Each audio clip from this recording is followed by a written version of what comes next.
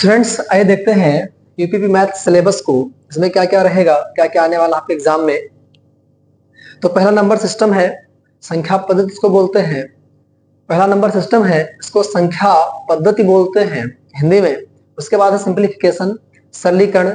उसके बाद है एलसीएफ एंड एससीएम, लासापा और मासापा। उसके बाद है परसेंटेज, प्रतिशतता। उसके बाद है रेशियो एंड प्रोपोर्शन, अनुपात और समानुपात। उसके बाद है एवरेज, जिसको औसत कहते हैं। उसके बाद है इंटरेस्ट। इंटरेस्ट में क्या होगा, एक सिंपल इंटरेस्ट आएगा और एक आपका कंपाउंड इंटरेस्ट आएगा, ठीक है। उसके बाद आता है प्रॉफिट लॉस, लाभ और हानि। उसके बाद आता है डिस्काउंट, बट्टा या छूट वगैरह जो बोलते हैं। उसके बाद है टाइम एंड वर्क। कार्य और समय। उसके बाद है पाइप एंड सिस्टम, नल और टंकी। उसके बाद है वर्क एंड वेजेस, कार्य और मजदूरी। उसके बाद है मिक्सचर्स एंड एलिगेशन, मिश्रण वगैरह से रिलेटेड क्वेश्चंस रहेंगे। उसके बाद है स्पीड, टाइम एंड डिस्टेंस, चाल, समय और दूरी से रिलेटेड क्वेश्चंस रहेंगे। उसके बाद है मेंसुरेशन 2D और मेंसुरेशन 3D। मेंसुरेशन 2D में जैसे आपका आ गया वर्ग, आ गया आयत, आ गया, इन सबसे रिलेटेड क्वेश्चंस रहेंगे। और मेंसुरेशन 3D में क्या रहेगा, सिलेंडर हो गया, मतलब बेलन हो गया, और आपका शंकु हो गया। इस तरीके के क्वेश्चंस क्या होंगे, मेंसुरेशन 3D में रहेंगे। तो यहां से हर चैप्टर में से मान के चलिए कम से कम 2 क्वेश्चंस तो आपके देखने को मिल ही जाएंगे। तो अच्छे से आप इसकी प्रिपरेशन कीजिएगा। बाकी चाहे जहां भी आप पढ़िएगा, चाहे जिस भी आप चैनल के माध्यम से जैसे भी आप पढ़ रहे हैं बुक्स वगैरह लेकर के, तो आप इसी वे में आप पढ़िएगा तो आपको अच्छे समझ में आपको आएगा। इस बात का ध्यान रखिएगा, क्योंकि बिना इसके पढ़े दिक्कत समस्या हो सकती है अदर चैप्टर में।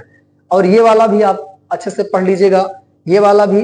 और ये तो मोस्ट इंपॉर्टेंट है, ये दोनों, ये तीनों, क्योंकि इन तीनों के बिना पढ़े बीच बीच में आपको प्रॉब्लम्स हो सकती हैं।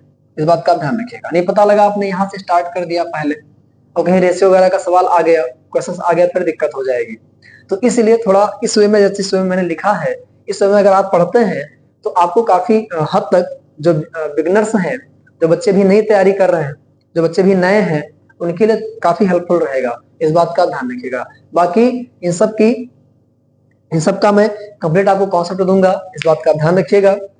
तो इसका, और साथ में मैंने बताया आपको जीके में मैंने बताया क्या क्या रहेगा। हिस्ट्री रहेगा, उसके बाद क्या रहेगा, पॉलिटी रहेगा, उसके बाद क्या रहेगा, साइंस रहेगा, उसके बाद क्या रहेगा, हिस्ट्री हो गया, पॉलिटी हो गया, साइंस हो गया, इकोनॉमिक्स हो गया।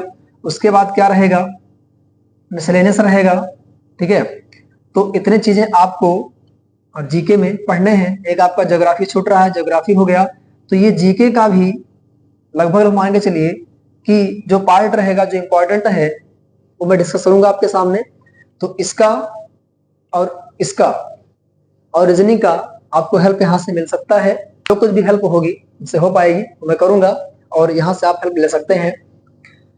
तो एक बात का और ध्यान रखिएगा कि आप लोग प्रयास करना कि चलिए ठीक है, आप लोग साथ जुड़े होंगे, बट आप लोग बुक्स जरूर आप परचेस कर लीजिए कोई ना कोई, और आप बुक्स पे ज्यादा मेहनत कीजिए, ध्यान रखिएगा। मैं इसका सारा कॉन्सेप्ट दे दूंगा अच्छे से, कोई दिक्कत समस्या आपको नहीं होने वाली है। बाकी अगर आपके पास बुक्स रहेगी तो आप प्रैक्टिस अच्छे से कर पाएंगे, ठीक है। बाकी इनमें कहीं दिक्कत समस्या नहीं आने दूंगा, ये मैं गारंटी लेता हूं, ठीक है। तो इसको अच्छे से